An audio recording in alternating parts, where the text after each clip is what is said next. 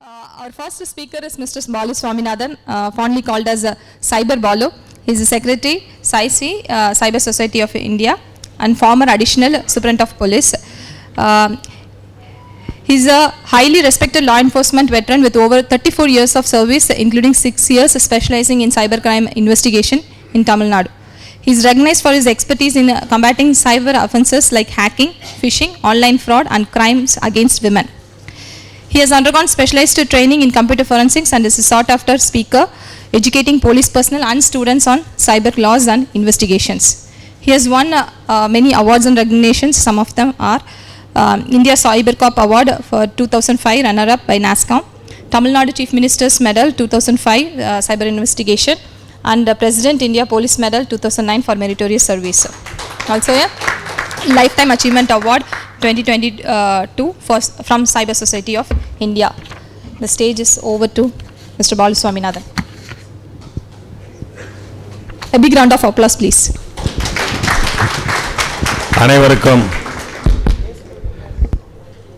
அனைவருக்கும் இனிய மதிய வணக்கம். அதாவது டாக்டர்னா கொஞ்சம் ஃபாதர்னா கொஞ்சம் பயம் இருக்கும்ல, அதனால் அடக்கி வாசிக்கிறாங்க.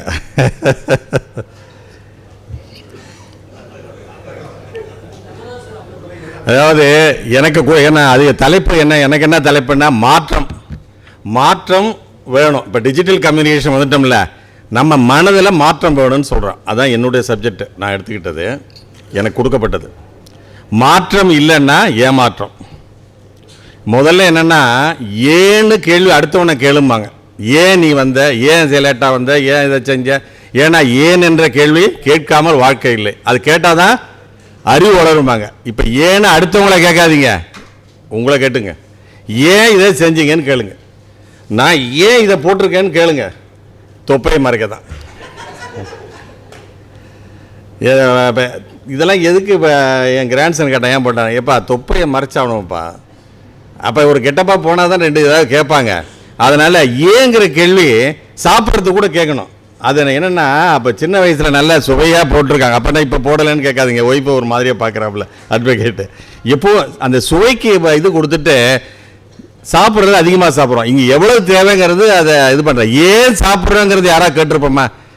ருசியாக இருக்குது சாப்பிட்றோங்கிறோம், பசியாக இருக்குது சாப்பிட்றோம். அந்த குடலுக்கு தேவை எவ்வளவு உணவு. அதான் செவிக்கு உணவு இல்லாத போது சிறிது வயிற்றுக்கு ஏற்படுவா. சிறிது நான் தேடி பார்க்குறேன். அப்போ சிறிதுன்னா சாப்பிடாம கூட இருக்கலாம் போல் இருக்கு. இப்போ அடுத்தது அதான் பார்க்குறேன், ஏன் சமையல் சரியில்லை. அடுத்து இப்போ 2 வேலை ஆக்கிட்டேன், 3 வேலை 2 வேலை ஆக்கிட்டேன். அதனால தான் தொப்பை கொஞ்சம் குறைய ஆரம்பிச்சது. அதனால் சப்ஜெக்டை விட்டு எதுக்கு அதுக்கு போகிறேன்னா, மாற்றம் வேணுங்கிறது அடிப்படையிலேருந்து போகணும். இப்போ கம்யூனிகேஷன், டிஜிட்டல் கம்யூனிகேஷன் முதல்ல ஹியூமன் ஸ்டார்ட் பண்ண உடனே எப்படி இருந்தது? செய்கை தான். அதில் யாராவது தப்பு இருந்தால் சொல்லலாம், ஏன்னா நான் அரைகுறை அறிவு வச்சு தான் சொல்கிறது. என்னுடைய அறிவெல்லாம் பட்டறிவு. 6 வருஷம் சைபர் செல்லில் இருந்தேன். அதில் எப்படி நான் விசாரணை பண்ணேன், விக்டிமும் விசாரிப்பேன், அக்யூஸ்டையும் விசாரிப்பேன். ஏன் குற்றம் செஞ்சேன்னு அவனை கேட்பேன், நீ ஏன் பாதிப்புக்கு உள்ளானன்னு கேட்பேன். இது எதுக்குனாக்கா எனக்கு ஒரு தெரிஞ்சுக்கணுங்கிறதுக்காக நான் கேட்பேன். அது இப்போ யூஸ் ஆகுது அவேர்னஸுக்கு. அதனால் இந்த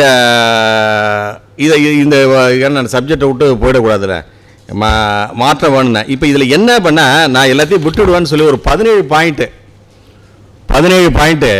தமிழில் போட்டிருக்கேன். இதில் என்னென்னு நீங்கள் படித்த வரைக்கும் நான் சொல்லிடுறேன். ஏன்னா டைம் நம்மளை விட president subject oriented technical persons. அதனால் அவர் நல்லா இது பண்ணுவார். மிஸ்டர் அவர் ஹரிகிருஷ்ணனும் நல்ல ஸ்பீக்கரு, அவர் ஹைலி நாலேஜபிள். அடுத்தது மிஸ்டர் பிரபாகரன். ஏன்னா அவர் இப்போ தான் அவர் பவரில் இருக்கார். நம்மளான்னு சொல்கிறது, நான் பவர் இல்லாமல் இருக்கோம். அதனால் அவர் சொல்கிறதுல இப்போ என்ன நடக்குதுன்னு சொல்லுவார். அந்த அளவில் போவோம். நான் ஃபஸ்ட்டு என்ன சொல்கிறேன்னாக்கா, மாற்றம் வேணும்னு சொன்னேன். இப்போ மாற்றம் வேணும்னா இதில் இல்லாத சப்ஜெக்ட் கூட நான் சொல்லுவேன். இல்லை முதல்ல என்னென்னா, எனக்கு ஒன்றும் நடக்காது. இது எல்லாருமே சொல்கிறாங்க. இன்றைக்கி ஃப்ளைட்டில் ஏறுங்க, அந்த எப்படி அதை இது பண்ணணும் ஒரு லேடி சொல்லிகிட்டு இருப்பாங்க. அப்போ தான் பேப்பர் படிப்பாங்க, ஏதாவது படிப்பாங்க. யார் நமக்கு ஒன்றும் ஆகாதியா, நம்ம போகிற ஃப்ளைட்டு ஒன்றும் ஆகாது அப்படி நினைக்காதீங்க. டிஜிட்டலில் எல்லாருடைய தகவலும் திருடப்பட்டு விட்டது, ஆல்ரெடி திருடப்பட்டு விட்டது. ஆனால் ஏன் உன் வீட்டுக்கு வரலன்னா, உன்கிட்ட பணம் இல்லை, அவங்ககிட்ட நேரம் இல்லை. புரியுது? அவனுக்கு டைம் இல்லை, உனக்கு நல்ல டைம் இருக்கு. அவனுக்கு டைம் இல்லை, உனக்கு நல்ல டைம் இருக்குது. அதனால் இந்த உணர்வை முதல்ல மாற்றணும். அதுதான் ஃபஸ்ட்டு, அபாயத்தை உணரும் மனப்பான்பு. என்னென்னா சைபர் குற்றம் எனக்கு நடக்காது சார், நான் ஒரு ஐஏஎஸ் ஆஃபீஸர், நான் சர்வீஸ் ரகம்னு சொல்கிறேன் சார், ஜிமெயிலில் என்ன சார் ஒன்றுமே கிடையாது சார், அது என்ன சார் நீங்கள் இவ்வளோ சொல்கிறீங்க, ஒன்றும் கிடையாதுன்னு சொல்கிறேன். உன் கான்டாக்ட் இருக்கா இல்லையா, உன் கான்டாக்டை எடுத்து அந்த கான்டாக்டுக்கெல்லாம் நீ அனுப்புகிற மாதிரியே கேட்டு பணம் ஏமாற்றுவோம். இதை நான் சர்வீஸில் இருக்கும்போது சொன்னேன். இப்போ யாருமே என்ன சொன்னாங்க, சார் ஜிமெயிலில் குப்பை சார், அது ஒன்றுமே தகவல் இல்லை சார், சும்மா அதை எடுத்து அனுப்ப, நீ சும்மா எடுத்து அனுப்புகிற, எத்தனை பேருக்கு அனுப்புகிற இன்ஃபர்மேஷன். இப்போ என்னென்னா பணம் பார்க்குறீங்களா, கரன்சி.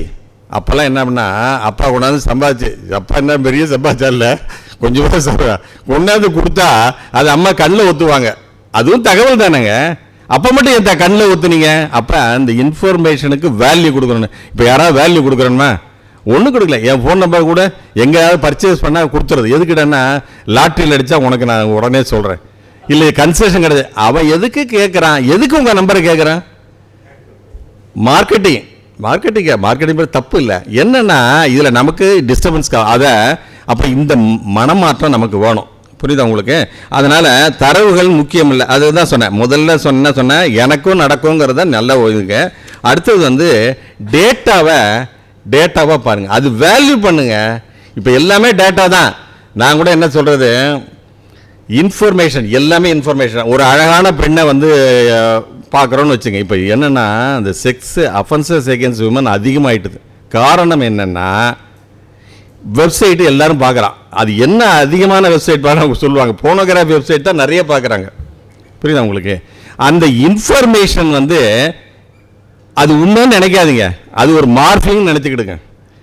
ஒரு அழகான பொண்ணு வந்தால் கூட அதை மார்ஃபிங் நினச்சிக்கிட்டிங்கன்னா அதை கன்சிடரே பண்ண மாட்டீங்க. உங்கள் மனம் கெட்டுடும். நான் தான் சொல்கிறேன், மனமாற்றம்னு வர்றது.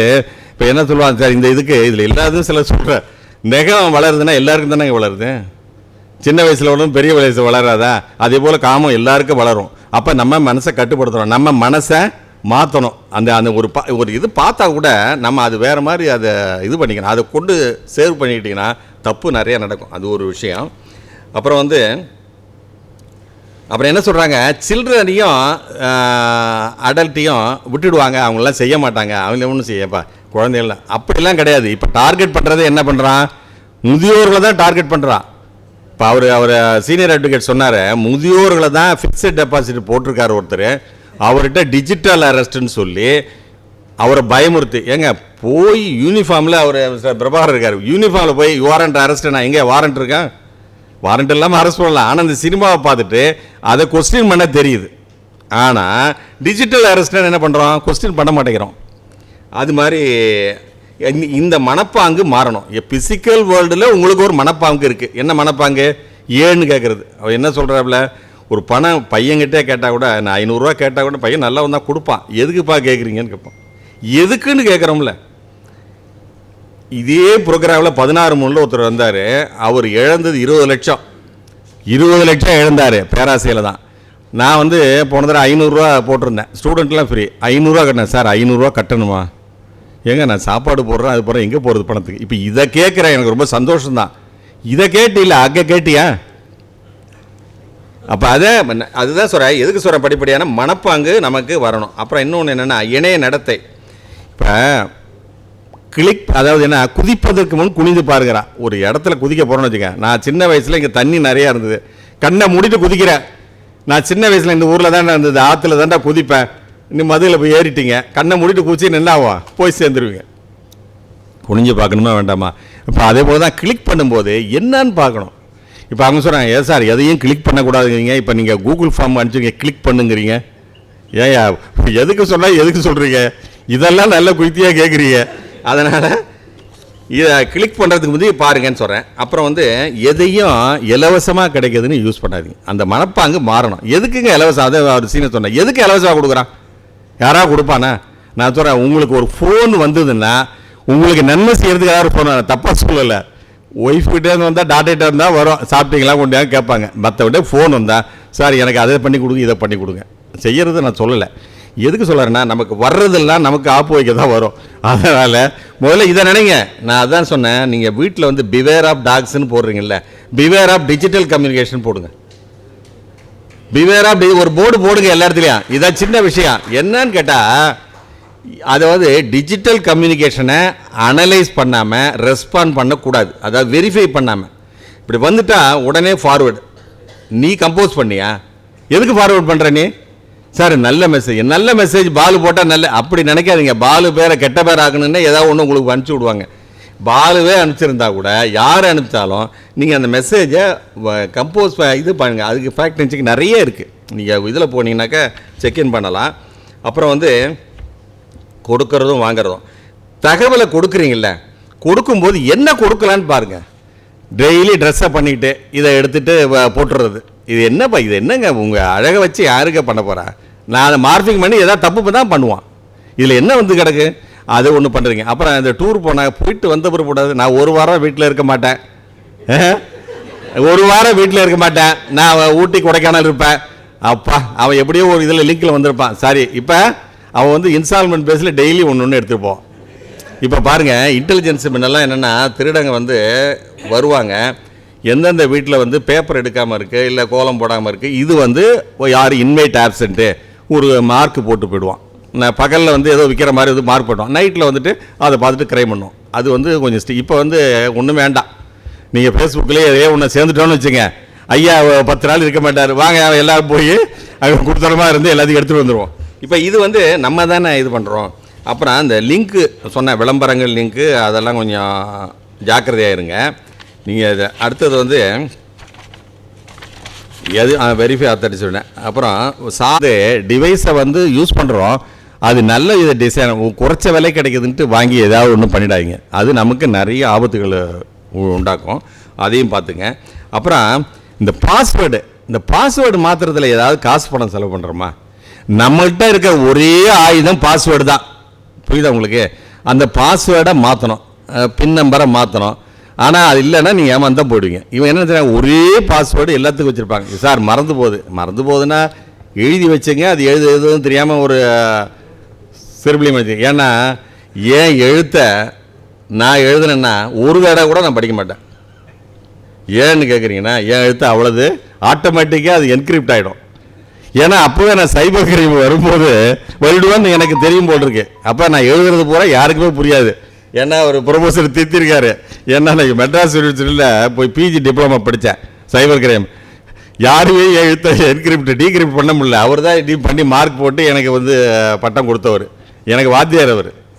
வயசில் 47, நான் 71 இருந்தால் கூட அப்போ நான் ஏசியாக இருக்கும்போது அங்கே போய் படிக்கிறேன். எனக்கு என்னென்னா எல்லாம் எழுதுனேன்னா எனக்கே புரியாது.